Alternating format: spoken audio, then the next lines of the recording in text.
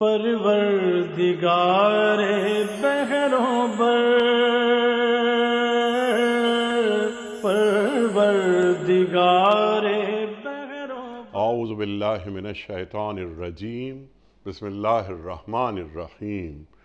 ان اللہ وملائکتہ یصلون علی النبی یا ایہا الذین آمنوا صلوا علیہ وسلموا تسلیما۔ اللہم صل علی سیدنا و نبینا و شفیعنا و مولانا محمد وعلی آل محمد وبارک وسلم۔ محترم خواتین و حضرات، السلام علیکم۔ پیام صبح کے ساتھ ایک بار پھر حاضر میں ہوں آپ کا میزبان انیق احمد۔ خواتین و حضرات، پیام صبح میں روزانہ گفتگو ہوتی ہے قرآن کریم کے حوالے سے۔ قرآن کریم کی مختلف آیات پر گفتگو فرماتے ہیں، ہمارے ملک کے ممتاز علماء تشریف لاتے ہیں، زحمت کرتے ہیں اور قرآن کریم کے ان آیات کے معنی مفاہیم ہم تک پہنچاتے ہیں اور ہمیں بتاتے ہیں کہ اللہ تعالی ہمیں کیسا دیکھنا چاہتا ہے، ہمیں کس مقام پر دیکھنا چاہتا ہے، اہل ایمان کو بھی اور پوری انسانیت کو بھی، کیونکہ قرآن کریم ھدی للناس ہے۔ خواتین و حضرات، آج ہم بات کروائیں گے اپنے ملک کے ایک ممتاز عالم دین سے سورہ انبیاء کی آیت نمبر 35 کے حوالے سے 35۔ کل نفس ذائقۃ الموت، مستقل گفتگو میں یہ آیت آتی ہے۔ ہر جاندار کو موت کا ذائقہ چکھنا ہے۔ یہ موت کا ذائقہ کسے کہتے ہیں؟ نفس کسے کہتے ہیں؟ کل نفس ذائقۃ الموت۔ روح کسے کہتے ہیں؟ نفس میں اور روح میں کیا فرق ہے؟ یہ بھی ہم سوال رکھیں گے۔ پھر ایک بڑا سوال یہ رکھیں گے اپنے معزز مہمان کی خدمت میں کہ دین کا تصور زندگی کیا ہے، دین کا تصور موت کیا ہے، ایک مسلمان موت سے کیوں نہیں ڈرتا؟ موت کو سمجھا ہے غافل اختتام زندگی، ہے یہ شام زندگی صبح دوام زندگی، کسی اور دنیا میں پہنچتا ہے۔ بلکہ اگر یہ کہا جائے جو اللہ کے رسول صلی اللہ علیہ وآلہ وسلم کا ارشاد ہے کہ رفیق اعلیٰ سے ملاقات ہو رہی ہے، تو ایک دنیا سے کسی اور دنیا میں اہل ایمان چلا جاتا ہے۔ تو اس کا فلسفہ کیا ہے یہ بھی ہمیں بتائیں گے ہمارے معزز مہمان۔ پھر اللہ فرما رہا ہے کہ ہم اچھے اور برے حالات میں ڈال کر سب کی آزمائش کر رہے ہیں اور تم کو آخر پلٹ کر ہمارے پاس ہی آنا ہے۔ اچھے اور برے حالات۔ خلق الموت والحیات لیبلوکم ایکم احسن عملا، قرآن کریم فرماتا ہے اللہ تعالیٰ نے موت کو پیدا کیا، زندگی کو پیدا کیا تاکہ یہ آزمائے، تمہیں دیکھے کہ تم لوگوں میں بہترین اعمال کون کرتا ہے۔ وَلَنَبْلُوَنَّكُمْ بِشَيْءٍ مِّنَ الْخَوْفِ وَالْجُوعِ وَنَقْصٍ مِّنَ الْأَمْوَالِ وَالْأَنفُسِ وَالثَّمَرَاتِ، یہ بھی اللہ تعالیٰ آزمائش کی بات کر رہا ہے۔ خواتین و حضرات، آزمائش سے مراد کیا؟ نعمتوں پر شکر ادا کیا جائے اور مصیبتوں پہ صبر کا اظہار کیا جائے، الحمدللہ علی کل حال کی کیفیت رہے، توکل کے ساتھ استقامت کے ساتھ زندگی گزاری جائے، وغیرہ وغیرہ بہت ساری باتیں اس ذیل میں آئیں گی اور تمہیں پلٹ کر ہمارے پاس ہی آنا ہے۔ خواتین و حضرات، اللہ تعالیٰ کے سامنے جواب دہی، اللہ اکبر، یوم آخرت، یہ تقوی کی جڑ ہے۔ تشریف فرما ہے محترم مفتی احمد عفنان صاحب۔ خواتین و حضرات، مفتی احمد عفنان صاحب ہمارے ملک کا ایک جانا مانا نام، میں ان کے بارے میں کیا عرض کروں۔ اسلامک جورسپروڈنس پر آپ کی گہری نگاہ، میں ان کے بارے میں اکثر یہ کہتا ہوں کہ عہد کا لمس ان کی گفتگو میں، ایسے علماء ہر دور میں دین کو درکار رہے ہیں۔ فارغ التحصیل جامعۃ الرشید۔ مفتی صاحب کو خوش آمدید کہتے ہوئے پروگرام کا آغاز اللہ تعالیٰ کے بابرکت کلام سے، سورہ انبیاء آیت نمبر 35۔ اعوذ باللہ من الشیطان الرجیم۔ بسم اللہ الرحمن الرحیم کل نفس ذائقۃ الموت وَنَبْلُوكُمْ بِالشَّرِّ وَالْخَيْرِ فِتْنَةً وَنَبْلُوكُمْ بِالشَّرِّ وَالْخَيْرِ فِتْنَةً وَإِلَيْنَا تُرْجَعُونَ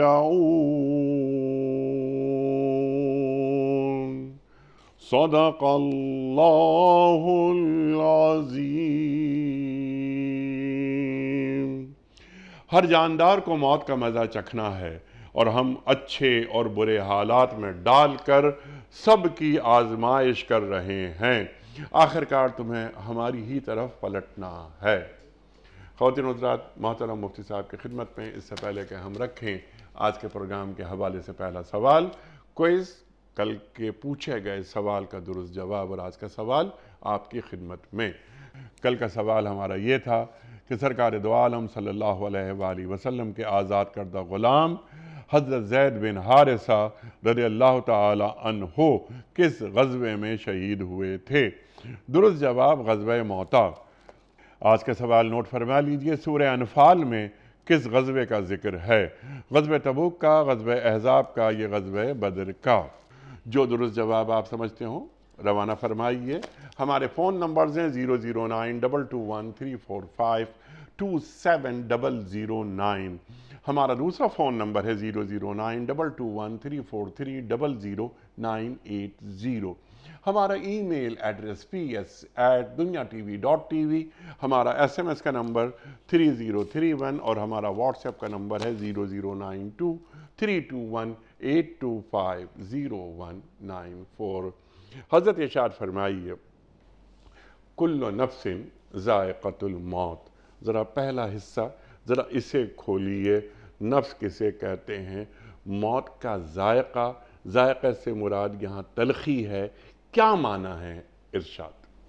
بسم اللہ الرحمن الرحیم، والصلاة والسلام علی نبینا محمد وآلہ وصحبہ اجمعین، ربی یسر ولا تعسر وتمم بالخیر وبک نستعین۔ بانیک صاحب، قرآن مجید پہ بات کرتے ہوئے تو بعض دفعہ انسان بڑا ٹھٹر جاتا ہے کہ کوئی بات ایسی نہ نکل جائے جو اللہ کے کلام کے شایع نشان نہ ہو۔ بہت عظیم چیز ہے، جس طرح اللہ تعالیٰ نے، اللہ کے نبی نے فرمایا عجائبہ لا تنقطع، اس قرآن کی جو عجیب باتیں وہ کبھی ختم نہیں ہوگی، وغرائبہ لا تفنا، اس قرآن سے جو عجیب نکات زندگی کے عمل کے لیے نکلیں گے وہ کبھی ختم نہیں ہوں گے۔ تو اللہ میں صحیح بات کرنے کی توفیق عطا فرمائے، کسی غلط بات سے بچائے۔ دیکھیں تھوڑا سا پس منظر سورہ انبیاء جو ہے، اس میں ایک تو عنوان یہ ہے کہ سارے انبیاء کی دعوت اور اولو العزم انبیاء کا تذکرہ ہے۔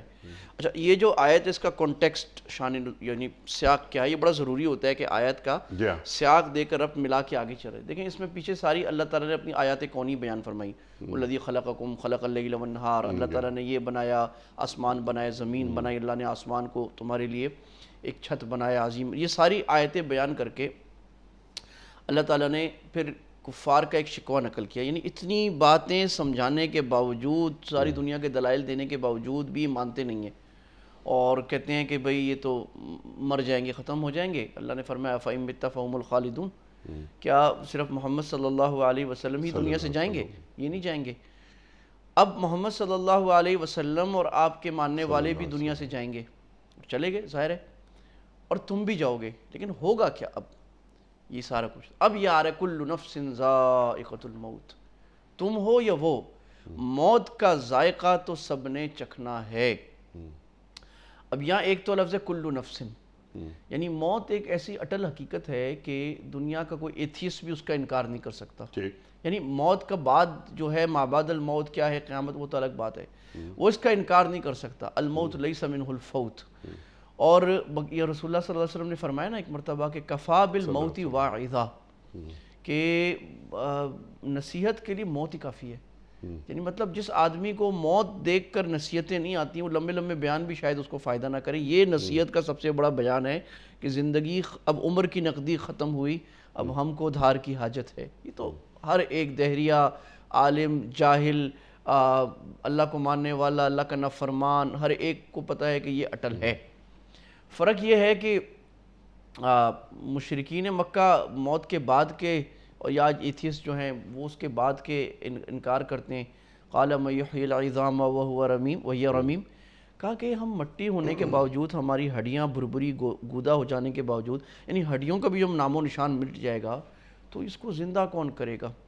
اب یہ اللہ تعالیٰ نے یہاں پر پہلے تو موت کی ہول بیان کیا کہ موت کے بعد تو پہلے موت کی جو حقیقت اللہ نے رکھی ہے وہ کیا ہے۔ دیکھیں موت کی تعریف یہ ہے کہ روح کا جسم سے الگ ہو جانا۔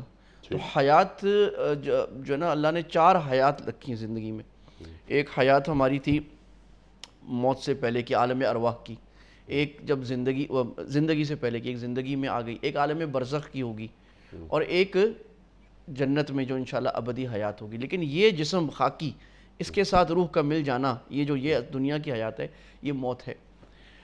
اب یہ جو ذائقۃ الموت ہے، یہ بڑی خطرناک لرزا دینے والی بات ہے کہ یہ موت کی تلخی یہ ہر ایک کو آئے گی۔ اور کیا آئے گی؟ وہ جو والنازعات غرقا والناشطات نشطا، 2 باتیں اللہ نے فرمائی کہ نافرمان پر، اللہ سے دور رہنے والے پر جو آئے گی تو والنازعات غرقا، وہ ایسے آئے گی جیسے فرشتے غوطہ لگا کے کھینچتے ہیں۔ اور حدیث میں اس کی مثال یہ بیان فرمائی، رونگتے کھڑے ہو جاتے ہیں نیک صاحب۔ حدیث میں ذرا تصور فرمائیں سامعین بھی کہ روئی کو آپ نے کبھی دیکھا ہو کانٹوں میں پھنسی ہوئی، یا کوئی کاٹن کا کپڑا وہ کانٹوں میں پھنس گیا ہو، اب اس کو آپ نکال نہیں سکتے، اس کو آپ کھینچتے ہیں تو وہ تار تار ہو جاتا ہے۔ یہ ہے والنازعات غرقا، کافر اور نافرمان کی۔ والناشطات نشطا، گرہیں کھولنا پیار سے۔ تو جو نیک آدمی ہوتا ہے اس کی گرہیں کھولی جاتی ہیں پیار پیار سے، اس کو ایک ایک کر کے نکال، تکلیف کم ہو۔ لیکن وہ کم تکلیف بھی جو ہے وہ یہ ہے کہ جناب رسالت مآب صلی اللہ علیہ وسلم، دونوں جہان آپ پہ قربان، اللہ کے محبوب، آپ حضرت عائشہ رضی اللہ عنہا کے حجرے میں ہیں، اور حضرت عائشہ فرماتی ہیں کہ میرے گلے، میرے سینے اور میرے چہرے کے درمیان آپ کا سر مبارک ہے، اور نیچے رکھ رہی ہوں، میں آپ کو اٹھا رہی ہوں، اور آپ پر پسینے آ رہے ہیں سردیوں میں، اور آپ صلی اللہ علیہ وسلم پر پانی ڈالا جا رہا ہے، اور آپ فرما رہے ہیں ان للموت سکرات، اور آپ کا بخار سے جسم پورا تپ رہا ہے، اور آپ کہہ رہے ہیں ان للموت سکرات، موت کی بڑی سختیاں ہیں، موت کی بڑی سختیاں ہیں۔ اور پھر ایک جب آپ کو وفات ہوئی تو فرمانے لگیں کہ اگر موت کی سختیوں سے کوئی بچ سکتا تو محمد صلی اللہ علیہ وسلم کو موت کی سختیاں نہیں آتی۔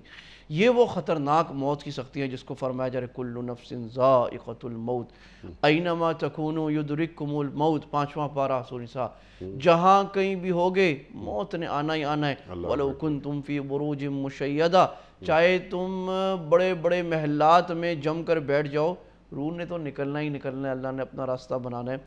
تو یہ اللہ تعالیٰ نے موت ایسی حقیقت بنائی ہے جو زندگی کی سب سے بڑی حقیقت، جس میں پوری انسانیت کا اجماع کہ یہ ہے ہی ہے، اور اس کے ہول اور اس کی تکلیفوں پر بھی پوری انسانیت کا اجماع، اور جو ذائقہ اور تلخی ہے، موت نکلتے وقت تکلیف دیکھی جا رہی ہوتی ہے کہ جسم تڑپ رہے ہوتے ہیں، اور وہ مومن اور کافر دونوں کے ہیں۔ کافر کو روحانی تکلیف بہت زیادہ ہوتی ہے، مومن کو بھی ہوتی ہے، اور نافرمان کو اور زیادہ ہوتی ہے۔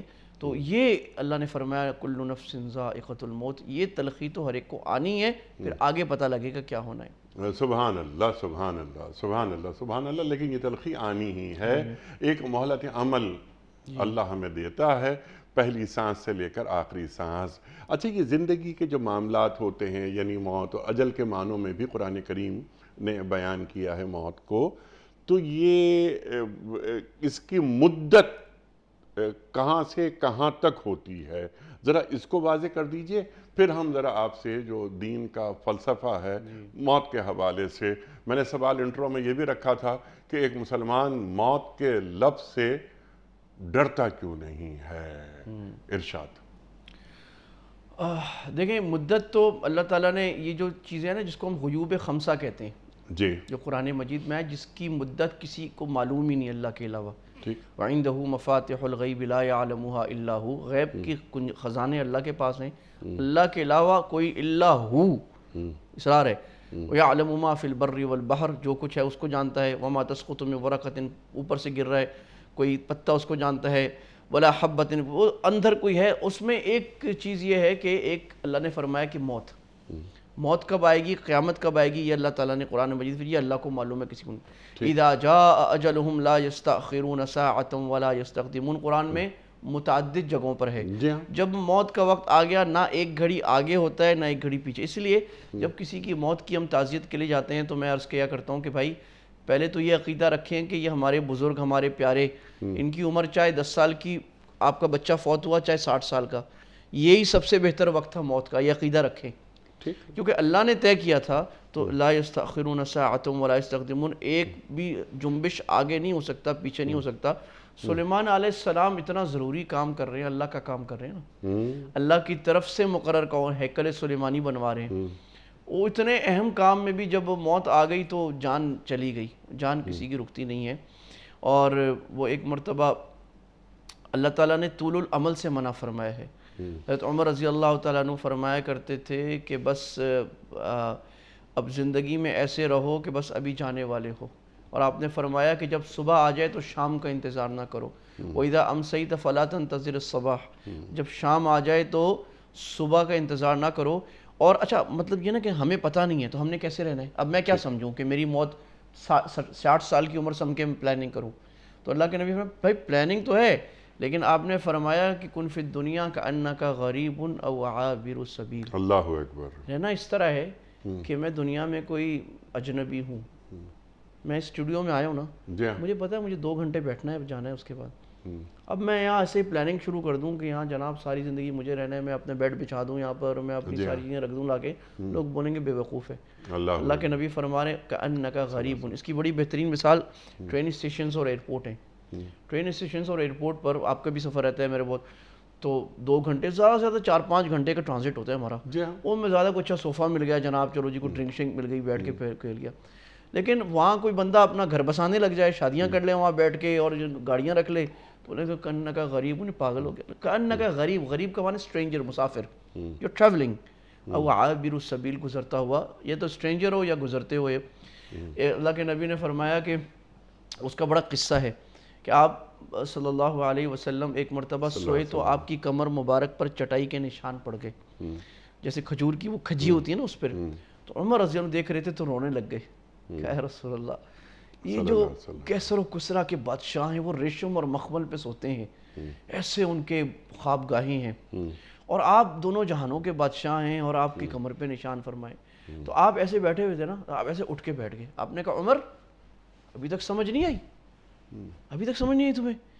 آپ کہا عمر ہماری مثال ایسی ہے، میری مثال جیسے کوئی مسافر ہو اور وہ سستانے کے لیے کسی درخت کے نیچے کچھ گھڑی بیٹھ جائے پہلے زمانوں میں، ثم راح وترک، اللہ پھر چلا گیا اور چھوڑ کے، اب وہ اس درخت پہ آنا بھی نہیں ہے دوبارہ. یہ ہے تو یہ جو طول العمل ہے نا، کہ زندگی کے بڑے بڑے منصوبے باندھ کر یہ کرنا، جیسے ساری زندگی میں نے، اس سے قرآن حدیث نے بڑا سخت منع فرمایا. یعنی ہمیں عارضی زندگی کے لیے اب ہر چیز مستقل بنیاد پر درکار ہونے لگی ہے. جیسے ہم یہاں 1000-2000 سال قیام ہمارا ہوگا، یہ زندگی ایک سرائے ہے بس. یہ حقیقت اگر اچھا اس میں 2 اسپیکٹ بڑے اہم ہیں حدیث میں، قرآن میں بھی. جو مومن ہے اس کے لیے تو یہ کہا کہ بھئی موت اس کے لیے ایک تحفہ ہے اللہ کے نبی. اور وہ کیا ہے؟ اللہ فرماتا ہے ان الذین یرجون لقاء اللہ، قرآن میں کئی جگہ ہے کہ وہ اللہ سے ملاقات کی امید رکھتے ہیں، یقین رکھتے ہیں. اب ان کے لیے موت تحفہ ہے. وہ ایسے دیکھ رہا ہے کہ جیسے مجھے جو ہے نا 5 دسمبر کو مجھے پتا ہے جی وزیر اعظم نے بلایا، میرے کسی بڑے نے بلائے، اور میں وہ تو خوش ہے نا کہ بھئی جب 5 دسمبر آئے گی میرے تو وارے نیارے، میں اپنے پیارے سے ملوں گا، اپنے محبوب سے یا کسی بڑی شخصیت سے ملوں گا. مومن کے لیے تو ایسے ہے کہ وہ دیکھ رہا ہے کب آئے کب آئے کب آئے، دنیا کا خانہ ہے کہ دنیا سے نکل کے اللہ کے پاس جانا. اور کافر کے لیے جو ہے نا وہ جو ہے پھر وہ مصیبت ہے، کیونکہ کافر دنیا کو سب کچھ باغ سمجھ رہا ہے، بعد کا تو اس کا کوئی یہ نافرمان ہے جو اپنی شہوت کے پیچھے اندھا دھند بھاگ رہا ہے، اپنی خواہش، اپنی ہوس، حرام کمانا، اس کے لیے مصیبت. اس کو جو موت کا خیال آتا ہے تو وہ کانپنے لگ جاتا ہے. تو یہ اگر ہم یعنی اب یہاں پر ہمیں لینے کی بات کیا ہے، پھر آگے چلتے ہیں. لینے کی بات یہ ہے کہ ہم موت کو تحفہ بنا لیں. یعنی موت کا ہال تو ہے، ذائقہ کڑوا تو ہے، لیکن وہ اس کڑوے ذائقے کو ایسی سمجھیں کہ کوئی بڑا آپریشن ہے، اس آپریشن کے بعد میں صحیح ہو جاؤں گا. ٹھیک ہے. اور وہ اللہ سے، میرے مالک سے، میرے رب سے ملاقات کا وقت آئے گا. اللہ اکبر. وہ جو صحابہ کہہ رہے نا احد میں بڑا گھمسان کا رن لگائے، اور وہ حنین میں، اور لاشیں گر رہی ہیں، وہ خطرناک جنگ ہو رہی ہے آگے جا کے، تو وہ کہتے ہیں غدن نلقی الاحبہ محمدن و حزبہ، کل اپنے پیاروں سے ملاقات ہو جائے گی. یعنی جنگ ہو رہی ہے، مر رہے تو کیا، محمد اور اپنے ساتھیوں سے. تو وہ اس کو دیکھ رہے ہیں کہ بھئی یہ جنت. ایک صحابی کو اللہ کے نبی نے فرمایا کہ بس کوئی یہاں پر شہید ہو جائے لڑتے ہوئے، تم میں استقامت سے جنت میں جائے گا. وہ کھجوریں کھا رہے تھے، تو کھجوریں ایسے پھینکی اور کہا میرے اور جنت کے درمیان اتنا فاصلہ ہے کہ مجھے یہ لوگ قتل کریں اور لڑے، اور لڑتے ہوئے جانبازی سے شہید. یعنی مطلب خودکشی نہیں ہے، مطلب یہ ہے، خودکشی تو حرام ہے، مطلب یہ ہے کہ موت کو اللہ کا تحفہ سمجھنا اس وقت ہوگا جب میں اپنی زندگی سے کسی حد تک مطمئن ہوں. اچھا، اب ایک اہم بات جو موضوع بڑا چھیڑنے کا ہے، بہت ضروری، ٹو ڈوز کے حساب سے، بھئی موت کی تیاری. جو کہا جاتا ہے نا موت سے پہلے موت کی. اب میں نے بڑی بڑی باتیں ہم نے کر دی، موت بڑی خطرناک ہے، ٹھیک ہے خطرناک ہے، ڈرا دیا بچوں کو، ہم ڈراتے ہیں. وہ لوگ کرنا کیا ہے؟ کرنا یہ ہے کہ موت سے پہلے موت کی تیاری میں حقوق اللہ اور حقوق العباد پورے کر کے رکھنے. ٹھیک ہے، وہی جو اللہ تعالیٰ ہماری آزمائشیں کر رہا ہے. فوراً اگلی آیت میں اللہ یہ بیان کر رہا ہے. تو اس طرف آنے سے پہلے جو آزمائشیں، خیر اور شر، دو لفظ لا رہا ہے اللہ تعالیٰ یہاں.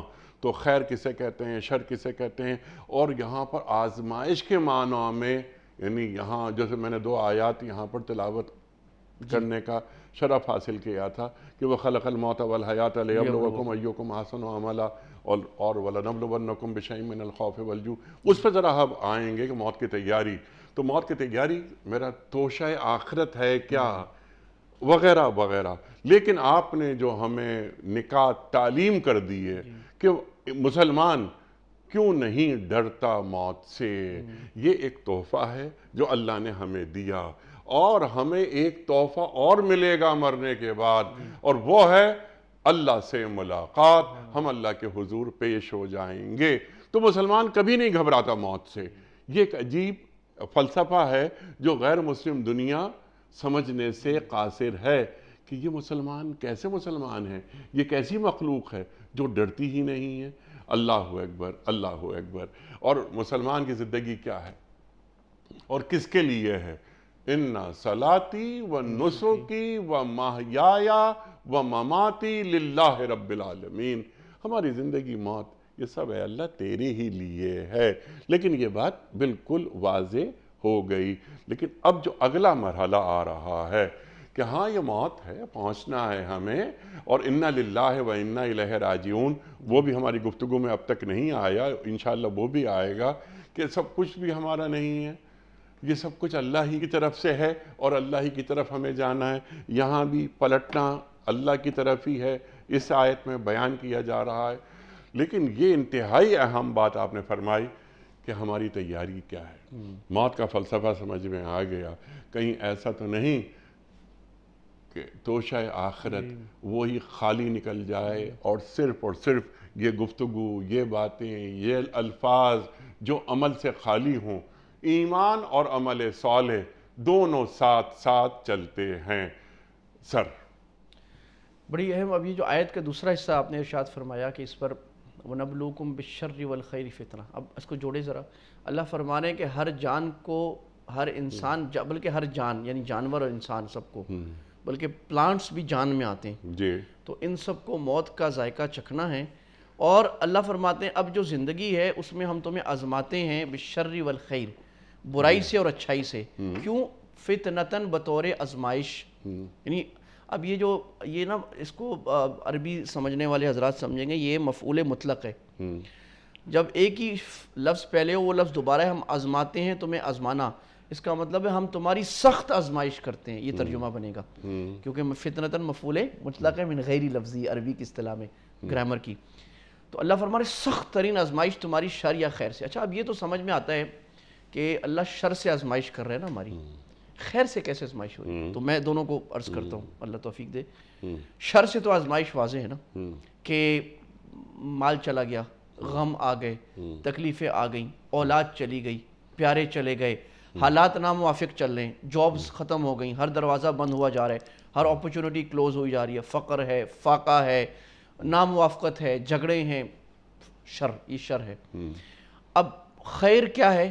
تو ایک تفسیر ماوردی، النکت والعیون، امام ماوردی، وہ مجھے اس لیے اچھی لگتی ہے کہ وہ اس تفسیر میں جتنے بھی اقوال مفسرین کے ہوتے ہیں نا، کہ ابن عباس نے یہ فرمایا، قتادہ نے یہ فرمایا، مجاہد نے یہ فرمایا، جو بڑے مفسرین صاحب ہیں، ان سب کو ایک جگہ جمع کر دیتے ہیں۔ میں اس کو ضرور دیکھتا ہوں، ان میں سارے قول کہ شر یعنی خیر کیا ہے، تو ان کا خیر پیسہ ہونا، وسعت ہونا، عہدہ ہونا، اتھارٹی ہونا، دنیا میں قبولیت ہونا، شہرت ہونا، اپرچونٹیز ہونا۔ اچھا، اپرچونٹیز ہونا آزمائش کیسے؟ یہ دونوں آزمائش ہیں۔ اب یہ بات سمجھنے کی ہے، جب یعنی خلاصے کا خلاصہ یہ ہے کہ جب شر ہے تو آزمائش صبر میں ہے، اور جب خیر ہے تو آزمائش شکر میں ہے۔ سبحان اللہ، سبحان اللہ۔ اب جیسے اللہ کے نبی نے فرمایا کہ میری امت کا فتنہ جو ہے نا وہ مال ہے۔ اب مال تو اچھی چیز ہے، یعنی مال کے فتنے میں امت میں اللہ کے نبی کی پیشن گوئی کے مطابق بہت کم لوگ کھڑے رہیں گے، صحیح رہیں گے، کیونکہ مال آئے گا تو لسٹ آئے گی، مال آئے گا تو وہ اپنی حرام خواہشات کو پورا کرے گا، رشوت دے گا، حرام کرے گا، اور خواہش جتنا آئے گا اور بڑھائے گا، حرام کمائے گا، غلط لوگوں کو ذلیل کرے گا، اپنے آپ کو تکبر میں اوپر سمجھے گا۔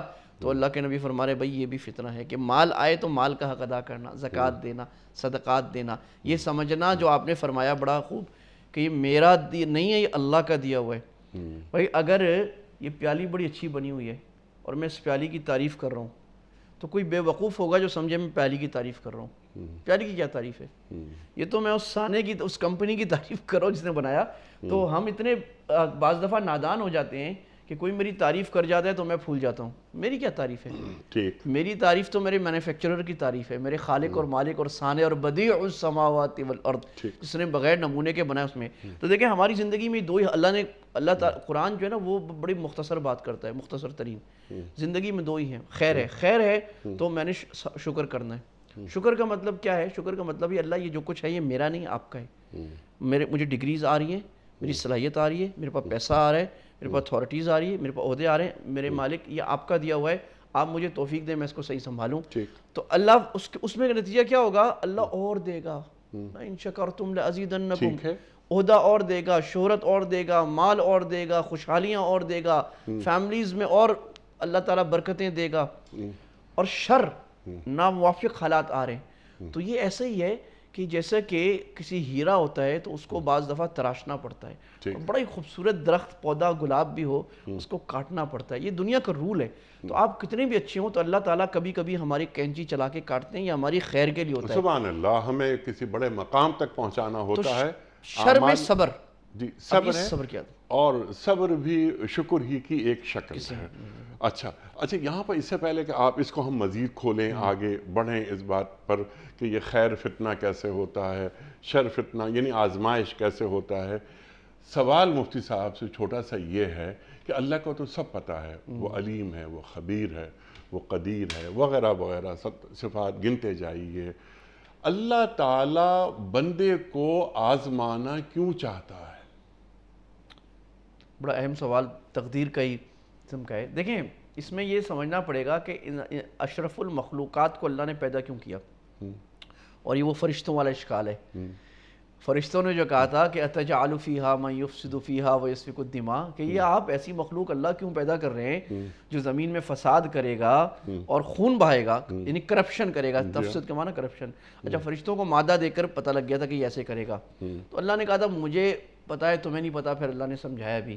تو خلاصہ یہ ہے کہ اللہ تعالیٰ ایک ایسی مخلوق چاہتے تھے جو اپنے ارادے سے ایمان لائے اور اپنے ارادے سے نیکی کرے، اور اس ارادے کا اللہ تعالیٰ عدل کے ساتھ جوڑنا چاہتے تھے کہ دنیا کو سب کو پتہ لگ جائے دیکھو بھئی یہ کر لیا۔ جیسے ایک استاد ہے، اب استاد جو ہے وہ جب پڑھاتا ہے اس کو پتہ لگ جاتا ہے کہ یہ اسٹوڈنٹ کس گریڈ کا ہے، he doesn't needs examination, actually اس کو پتہ ہوتا ہے، لیکن ایگزامینیشن ہوتا ہے اس پر حجت تمام کرنے کے لیے کہ وہ طالب علم کل کو یہ نہ کہے کہ آپ نے مجھے کیوں فیل کر دیا، میں تو بڑا اچھا آدمی ہوں، ٹیچر کو تو پورا پتہ ہے، ٹھیک ہے، لیکن اس کو اتمام حجت اس کے لیے اور دوسروں کے لیے بھی کہ دوسرے یہ نہ کہیں کہ اس کو کیوں پاس کیا آپ نے، یہ تو بڑا بیکار آدمی ہے، تو اس کے لیے دیکھو بھئی یہ آ گیا، ایک انصاف والا امتحان ہوا نتیجہ۔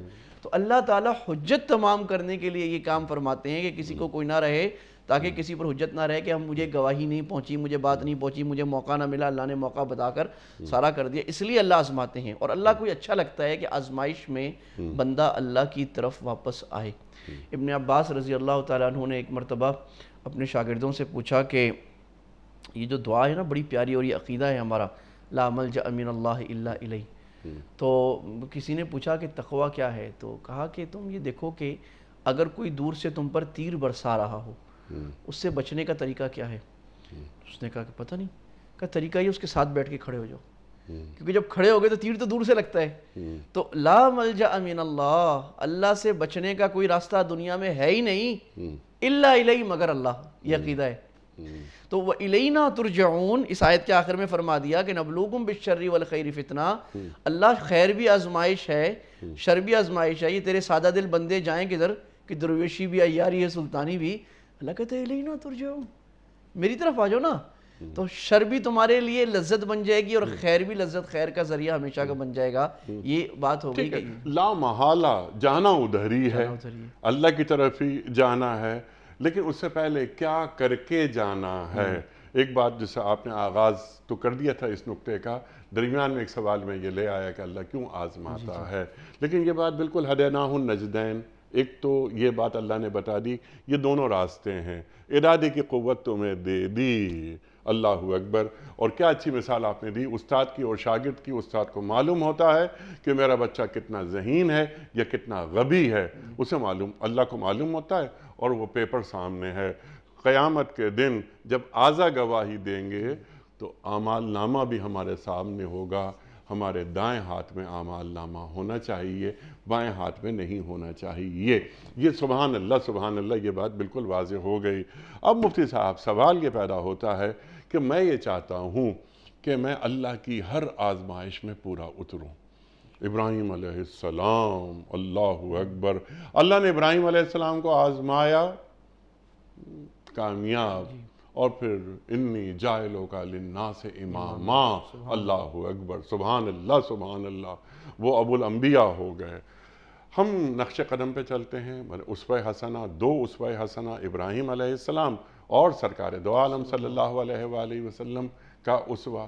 اب دونوں راستے ہمارے پاس ہیں، خیر کا بھی، شر کا بھی، فعالہمہا فجورہا و تقواہا ہمارے سامنے ہیں. ہم سب یہ چاہتے ہیں کہ جب ہم اللہ تعالیٰ کے سامنے پیش ہوں تو ہمارا جو دائیں ہاتھ کا اعمال نامہ ہے وہ بھاری ہو. اس کے لیے یہ خواہشات پہ گفتگو نہیں ہو سکتی.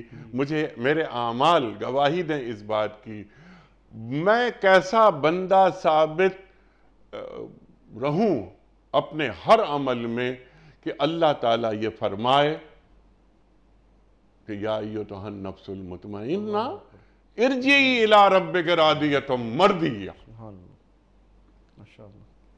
ارشاد. دیکھیں یہ ایک ازل کا قانون تو ہم سمجھ لیں کہ اللہ نے جو فرمایا نا، حسب الناس ان یترکوا ان یقولوا آمنا وہم لا یفتنون. کیا تم نے سمجھ لیا کہ ایمان لے آؤ گے اس کے بعد آزمائش نہیں جائے گا؟ وَلَقَدْ فَتَنَّا الَّذِينَ مِن قَبْلِهِمْ. اللہ نے، آپ نے جیسے فرمایا، اللہ نے ہر انبیاء کی آزمائش زیادہ سختی. فَلَيَعْلَمَنَّ اللَّهُ، اللہ ضرور بضرور ظاہر کر دے گا کون سچا ہے اپنے دعوی ایمان میں، کون جھوٹا ہے. اب دیکھیں، اب یہ ہے کہ موت کی تیاری، یہ اصل ہمارا امتحان ہے.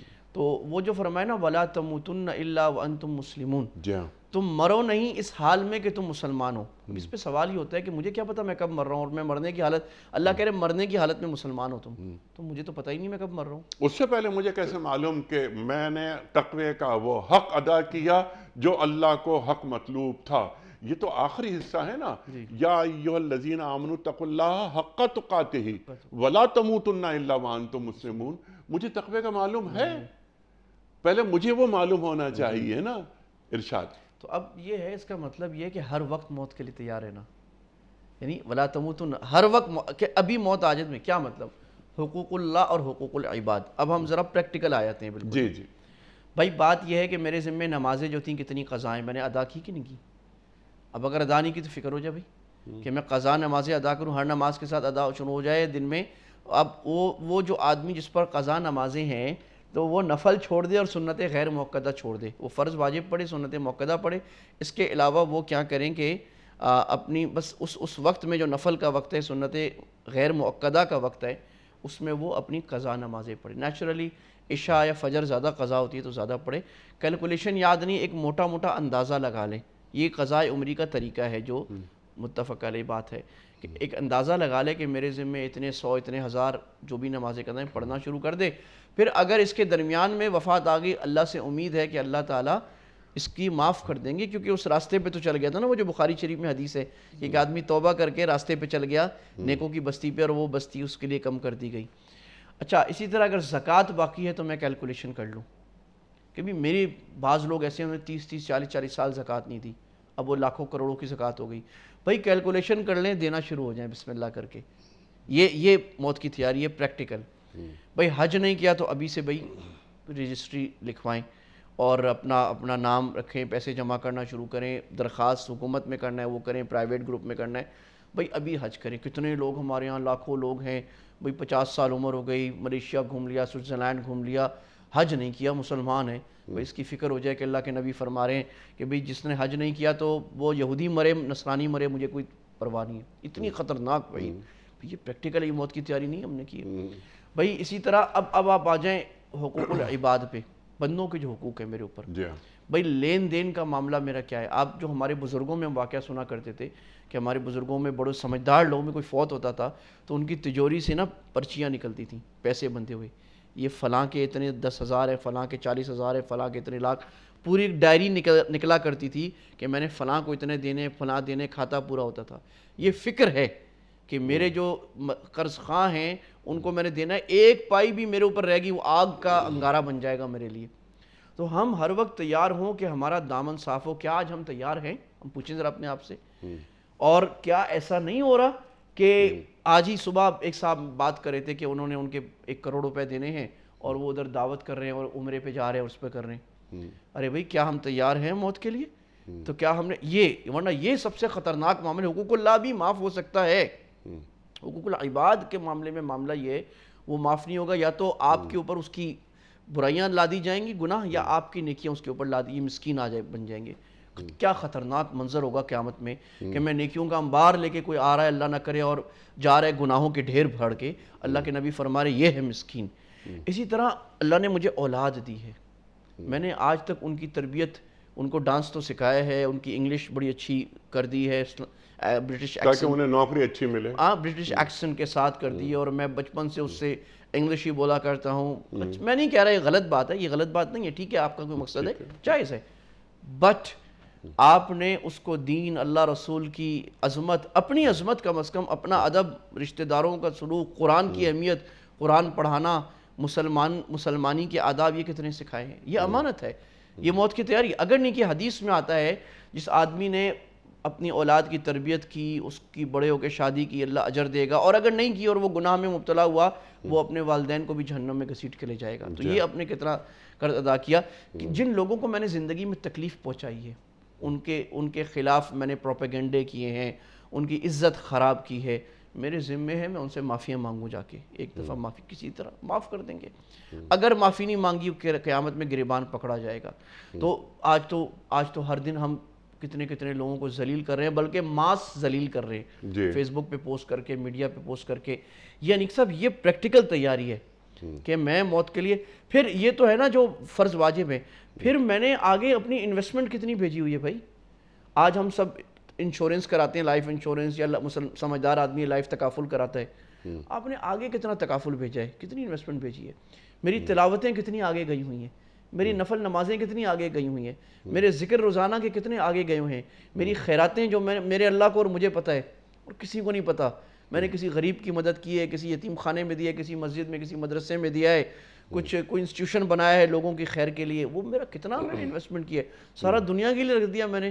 ایسا نہ ہو کہ زندگی کی شام ہو جائے اور ہمیں اس وقت خیال آئے جب بہت دیر ہو جائے, جو لوٹ آئیں تو کچھ کہنا نہیں, بس دیکھنا انہیں غور سے, جنہیں منزلوں پہ خبر ہوئی کہ یہ راستہ کوئی اور تھا.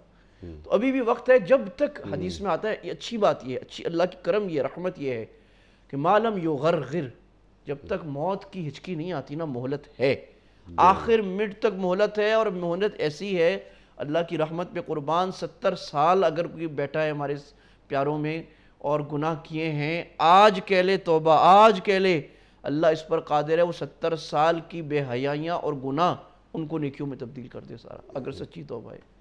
ایسا اللہ رحیم و کرے۔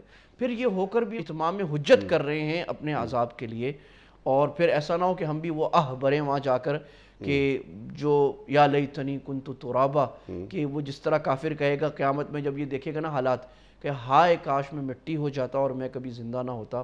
تو یہ ہمیں فرق کرتا ہے کہ بعثت کا عقیدہ ہمارے پاس ہے کہ ہم نے اللہ کے سامنے پیش ہونا ہی ہونا ہے، اور اللہ اتنا رحیم قریب ہے، تمہیں موت کی تیاری کر لو، چھوٹا سا ٹیسٹ ہے، آگے مزے ہی مزے انشاءاللہ۔ تو یہ جو میں نے عرض کیا نا کہ اپنی نمازیں وغیرہ، اپنے دینداریاں، معاملات، اپنی جو حقوق اہل حقوق، رشتہ داروں کے کوئی ناراض ہیں، بچوں کے حقوق ہیں، والدین کے ہیں، ان کو صاف کر لیں، بس موت کے لیے صاف ہے، ہلکے پھلکے اللہ کے پاس۔ سبحان اللہ، سبحان اللہ۔ حقوق اللہ کی ادائی ہو، اور حقوق العباد بھی دراصل حقوق اللہ ہی ہیں۔ حقوق العباد کی ادائی کرتے ہوئے اللہ سے قریب ہونا، کیونکہ الخلق عیال اللہ، تمام مخلوق اللہ کا کنبہ ہے۔ نماز، روزہ، حج، زکوٰۃ آپ نے بیان فرما دیا، معاملات میں ہمیں بہت پاک، صاف، شفاف رہنا ہے، آپ نے بیان فرما دیا۔ لیکن ایک مومن جو چلتا پھرتا نظر آتا ہے، ایک مومن، یعنی اس کے رویوں میں، زندگی گزارنے میں، زندگی برتنے میں، ایک اہل ایمان اور ایک غیر مومن کی نفسیات میں زمین آسمان کا فرق ہوتا ہے۔ تو یہاں جو توشہ آخرت بھیجنے کے لیے زندگی میں کچھ کام تو جیسا آپ نے فرمایا ہمیں کرنے ہی ہوتے ہیں، لیکن صبح سے شام تک ہم زندگی ایسے گزاریں، یعنی اس کو اگر ہم ذرا سا اور بڑھا دیں کینوس اس کا، کہ اللہ کے استحضار کے ساتھ گزاریں کہ میں اللہ کے ساتھ ہوں، اللہ میرے ساتھ ہے، میری زندگی میں صبر ہے، شکر ہے، آپ نے ارشاد فرمایا تھا میری زندگی میں اللہ پر بھروسہ ہے، کامل توکل کی میں علامت ہوں کہ اللہ پہ توکل کرنے والے ایسے ہوتے ہیں، صبر کرنے والے ایسے ہوتے ہیں، شکر کرنے والے ایسے ہوتے ہیں، اپنے ارادوں میں غیر متزلزل رہنے والے ایسے ہوتے ہیں۔ استقامت کا اگر کسی شاہکار کو دیکھنا ہو یا پیکر دیکھنا ہو تو وہ استقامت، کہ اے اللہ میں نے تیری طرف چہرہ کر لیا، بس اتنا ہی کافی ہے، اور تو نے مجھے کبھی مایوس ہی نہیں کیا۔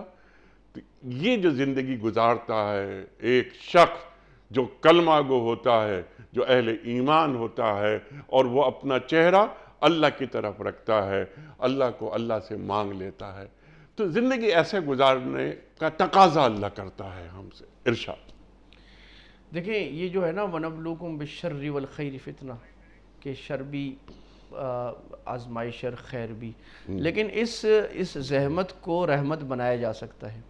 اور وہ جیسے آپ نے فرمایا کہ یعنی ایک درجہ ہے جس کو بزرگ فرماتے ہیں سب سے اعلیٰ ترین ولایت کا جو درجہ ہے اللہ کے قریب، ولایت کا اللہ کے دوست ہونا، جو قرآن میں اولیاء اللہ، وہ یہ ہے کہ راضی بالقاضی، جو اللہ کر رہا ہے میں راضی۔ ایک بزرگ تھے، وہ ان کو کہتے تھے کہ میں بڑے خوش رہتے تھے کہ آپ ہر وقت خوش، کہا کہ اس شخص کی خوشی کا کیا پوچھنا ہے کہ ہر کام دنیا میں اس کی مرضی سے ہو رہا ہے۔ کہا حضرت یہ آپ نے کیا بات کی، تو خدا والی بات ہے، ہر کام میری مرضی سے ہو رہا ہے۔ کہا میں نے اپنی مرضی کو اللہ کی مرضی میں ملا دیا ہے، ہر کام میری مرضی سے ہو رہا ہے، میں خوش بیٹھا ہوں۔ تو اب اگر اللہ تعالیٰ جو ہے نا وہ بظاہر ذلیل کر رہا ہے، بظاہر محروم کر رہا ہے، اس میں بھی راضی، اور اللہ نواز رہا ہے اس میں بھی راضی، نہ خوشی سے بہت پھول جانا، نہ غم سے بہت زیادہ ڈس ہارٹ ہو کے بیٹھ جانا۔ اب یہ اور اپنے آپ کو یہ جو صفات آپ نے فرمائیں کہ دیکھیں جو راستہ ہے نا اس جنت تک پہنچنے کا، اس کے جو فٹ پرنٹس ہیں وہ نبی کے فٹ پرنٹس ہیں۔ اب یہ استقامت، صبر، تواضع، قناعت، تقوی، اپنے آپ کو کم سمجھنا، دوسروں کی خدمت کا جذبہ، اخلاص، سنسیریٹی، یہ ساری چیزیں آتی ہیں سنت کے راستوں سے۔ تو وہ جو کہا تھا نا کسی نے کہ نقش قدم نبی کے ہیں سنت کے راستے، اللہ سے نقش قدم نبی کے ہیں جنت کے راستے، اللہ سے ملاتے ہیں سنت کے راستے، اس کے علاوہ کوئی اور طریقہ، اور یہ وہ چیز ہے جو پوری امت مسلمہ کو جمع بھی کر سکتی ہے، قرآن اور سنہ۔ بس بھئی نبی کے طریقوں پہ چلتے جائیں، جو متفقات ہیں ہم سب کے درمیان 99% اس پہ چلیں، تو اب استقامت بھی آئے گی، صبر بھی آئے گا، اور آگے اللہ سے تعلق لگانا بھی آئے گا، مخلوق سے تعلق لگانا بھی آئے گا، اور موت کی تیاری ہر دم یہ خیال رہے. اچھا ایک بات بڑی اہم موت کے حوالے سے چونکہ چل رہا ہے حدیث میں اکثروا ذکر حازم اللذات الموت. اللہ کے نبی نے فرمایا کہ لذتوں کو تباہ و برباد، بلکہ حازم کا لفظ عربی میں پاش کر دینے والی، یعنی ایک تو نا اس پیالی کو پھینک دے ٹوٹ جائے، ایک میں بڑا سخت لوہے کا ڈنڈا لے کے اس پیالی پہ ماروں تو کرچی کرچی ہو جائے گی. تو لذتوں کو توڑ دینے والی، کرچی کرچی کر دینے والی چیز موت کو یاد کیا کرو، تو ہمارے گھروں میں موت کا تذکرہ ہو. اور الٹا ہوتا ہے کہ اگر کوئی تذکرہ کرے تو بڑے یہ کہتے ہیں کہ کیا تم ذکر کر رہے ہو موت کا، دین ہم سے یہ کہتا ہے، بلکہ قبرستان جایا کرو. کتنے لوگ جاتے ہیں قبرستان، کتنے لوگ جنازوں میں شرکت کرتے ہیں، حد سے حد مسجد تک چلے گئے، وہ بھی بہت اپنا کوئی قریبی عزیز ہوا، نماز پڑھی. قبرستان تک جانا مردے کے ساتھ، اس کا کتنا اجر ہے جو اللہ کے رسول فرما رہے ہیں صلی اللہ علیہ وآلہ وسلم. اللہ اکبر. تو موت جیسا آپ نے فرمایا تھا شروع میں کہ اللہ کے رسول فرما رہے ہیں صلی اللہ علیہ وآلہ وسلم کہ ہر امت کا ایک فتنہ ہوتا ہے، میری امت کا فتنہ مال ہے. اللہ اکبر. اس کا پیٹ قبر کی مٹی بھرے گی، بہت برابر سونے کی وادیاں اس کو دے دی جائیں، یہ مزید مانگے گا کہ مجھے ایک اور وادی چاہیے. اللہ اکبر. ان میں وہن پیدا ہو جائے گا. وہن کیا ہوتا ہے؟ جب پوچھا گیا اللہ کے رسول سے صلی اللہ علیہ وسلم، حب الدنیا وکراہیت الموت وکراہیت الموت. تو موت سے کراہت کیوں آنے لگی ہے؟ پھر وہ اقبال یاد آتے ہیں نا کہ موت کو سمجھا ہے غافل اختتام زندگی، ہے یہ شام زندگی صبح دوام زندگی. مسلمان کیسے ڈر سکتا ہے، کیسے دنیا سے محبت کر سکتا ہے؟ وقت ختم ہو رہا ہے پروگرام کا. مفتی صاحب کنکلوڈ فرما دیجئے، ہم نے آج کیا سیکھا اور امت کو تعلیم کر دیجئے ٹو ڈوز کے حوالے سے. جی کل نفس ذائقۃ الموت ونبلوکم بالشر والخیر فتنہ والینا ترجعون. ہر نفس کو موت کا ذائقہ چکھنا ہے. اس کا ٹو ڈو یہ ہے کہ ہمارے گھروں میں موت کا تذکرہ ہوتا رہے، موت کے واقعات، قرآن میں موت کا ذکر، حدیث میں موت کا ذکر، اور بھئی یہ عنوان ہوتا رہے گھر میں، اپنے گھر والوں کو بھی تلقین ہوتی رہے کہ بھائی تمہارے اوپر کوئی ذمہ داریاں تو باقی نہیں ہیں. اللہ کے بندوں کو، بچوں سے یہ بھی پوچھا جائے بھائی روز نماز پڑھیے بیٹا، ہوم ورک سے پہلے یہ بھی پوچھا جائے نماز پڑھ رہے ہو بیٹا، بیٹا کسی کا حق تو نہیں مارا، بیٹا کچھ چوری تو نہیں کی، 2 نمبر کام تو نہیں کیا. بھائیوں بہنوں میں یہ باتیں ہوں گھر میں بیٹھ کر بندے اور نفس ذائقہ. دیکھو بھی موت آنا ہے، بڑا خطرناک ہے، بڑا خطرناک ہے، ہم نہیں برداشت کر سکتے، ہم بہادر نہیں ہیں اس کے سامنے، ہم نہیں کر سکتے. عمر رضی اللہ رو رہے ہیں، عائشہ رضی اللہ رو رہی ہیں، ہم موت برداشت نہیں کر سکتے. اللہ کے نبی صلی اللہ علیہ وسلم پر تکلیف آ رہی ہے، بھائی ہم اس میں بہادر نہیں ہیں، بھائی یہ نہیں کرو. بچوں کو بتا دیا جائے بھائی میرے ذمے، میری طرف سے کوئی ایسا کام نہیں کرنا میرے پر مصیبت بن جائے، میں تمہارے ساتھ کچھ نہیں کر سکتا، اور اس معاملے میں غلط کاری میں تمہاری کوئی سپورٹ نہیں کر سکتا، تم کچھ بھی ہو جائے میں نہیں کر سکتا، میں اپنی موت سے ڈرتا ہوں. تو موت کا تذکرہ آئے. قبرستانوں میں جیسے آپ نے فرمایا جایا کریں. اللہ کے نبی ہفتے ہفتے جاتے تھے. چلو ہم کسی کو دفنانے جاتے ہیں اس وقت ہی تھوڑی دیر کھڑے ہو کر مراقبہ موت، یعنی خیال کر لیا یہاں کیا ہے، میں نے بھی آنا ہے ادھر. جی جسے میں نے کندھا دیا ایک دن مجھے بھی کندھا دیا جائے گا. انتم سلفنا ونحن لکم خلف، حدیث میں دعا بھی ہے.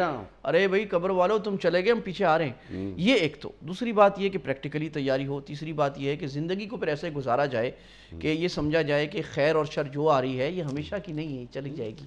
اللہ آزما رہا ہے، میں صبر شکر سے کام لوں، اللہ کی طرف دیکھوں کہ اللہ میرے سے کیا مطالبہ فرما رہے ہیں اس خیر اور شر میں، صبر کرنے کا، شکر کرنے کا، نوازنے کا، معاف کر دینے کا، چھوڑ دینے کا. دنیا یہ فیصلے کی جگہ نہیں ہے یہاں میں لوگوں سے بدلے نہ چکاؤں، چھوڑ دوں، جانے دوں، معاف کر دوں، برداشت کر لوں. آخرت کی انویسٹمنٹ کی بڑی زبردست فکر کی جائے، آخرت کی انویسٹمنٹ، اور یہ روز دیکھے دنیا میں سٹاک چین کی انویسٹمنٹ دیکھ رہے ہیں. آخرت کی انویسٹمنٹ میں سے بعض انویسٹمنٹ ایسی ہوں جس کا گواہ اللہ کے سوا کوئی اور نہ ہو. سبحان اللہ. کہ بائیں ہاتھ کو پتہ نہ ہو کہ دائیں ہاتھ نے کیا دیا ہے. اللہ اور انڈیکیٹرز بھی چیک کر رہے ہیں، جیسے سٹاک مارکیٹ روز چیک کرتے ہیں نا، ہم چیک کر رہے ہوں انویسٹمنٹ میری کتنی چلے گی، خراب تو نہیں ہو گئی، میں نے کوئی ریا والی انویسٹمنٹ تو نہیں بھیجی. وہی ریا، جب اللہ کے سوا کوئی گواہی نہیں تو کیسی ریاکاری، کیسا تکبر، اور یہ کیسا تکبر ہے تقوی، کیسا خبط عظمت، یہ ہو ہی نہیں سکتا. مفتی صاحب آپ کا بڑا ممنون، بڑا شکر گزار، آپ تشریف لائے اور خواتین و حضرات، ہم نے ہمیشہ کی طرح آج بھی مفتی احمد عفنان صاحب سے سیکھا. ہمارے علماء کو اللہ سلامت رکھے. اور خاص طور پر میں نے جیسے آغاز میں بھی عرض کیا تھا کہ مفتی احمد عفنان صاحب سے بات کر کے ہمیں ہمیشہ اس لیے بھی خوشی ہوتی ہے کہ آپ حالات حاضرہ پر گہری نگاہ رکھتے ہیں. ایک دنیا کو قریب سے دیکھا آپ نے اور دیکھ رہے ہیں، اور آج کے مسائل کا حل قرآن و سنت کی روشنی میں آپ عطا فرماتے ہیں. شریعہ اور اسلامک جورسپروڈنس بڑے اہم موضوعات ہیں. بلکہ اقبال کا جملہ یاد آیا مفتی صاحب، یقیناً آپ نے تو بہت پڑھا ہے کہ صدی کا سب سے بڑا مجدد وہ ہوگا جو اسلامک جورسپروڈنس پر کام کرے گا. یہ اقبال فرما رہے ہیں. اللہ اکبر. اپنے میزبان انیق احمد کو اجازت دینے سے قبل میں سمجھ رہا تھا کہ سوال میں نے کر لیا، کہ سوال کل کا یہ تھا کہ سرکار دو عالم صلی اللہ علیہ وآلہ وسلم کے آزاد کردہ غلام حضرت زید بن حارثہ رضی اللہ تعالی عنہ کس غزوے میں شہید ہوئے تھے؟ درست جواب غزوہ موطا میں. آج کا سوال نوٹ فرما لیجئے. سورہ انفال میں کس غزوے کا ذکر ہے؟ سورہ انفال میں کس غزوے کا ذکر ہے؟